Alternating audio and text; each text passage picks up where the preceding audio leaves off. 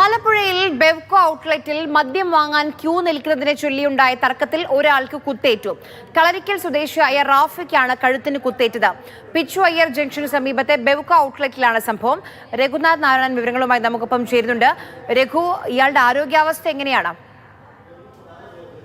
വളരെ ആഴത്തിലുള്ള മുറിവേറ്റിട്ടുണ്ടെന്നാണ് പോലീസ് ഉദ്യോഗസ്ഥർ പറയുന്നത്. നിലവിൽ റാഫി കഴുത്തിനാണ് കുത്തേറ്റിരിക്കുന്നത്. ഇയാൾ ആലപ്പുഴ മെഡിക്കൽ കോളേജ് ആശുപത്രിയിൽ ചികിത്സയിലാണ്.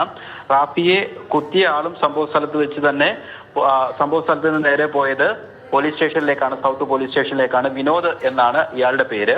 ഇവർ രണ്ടുപേരും സ്ഥിരമായി പിറ്റോയറിലുള്ള വിദേശ മദ്യവിൽപ്പനശാലയിൽ എത്താറുണ്ടെന്നാണ് നാട്ടുകാർ പറയുന്നത്.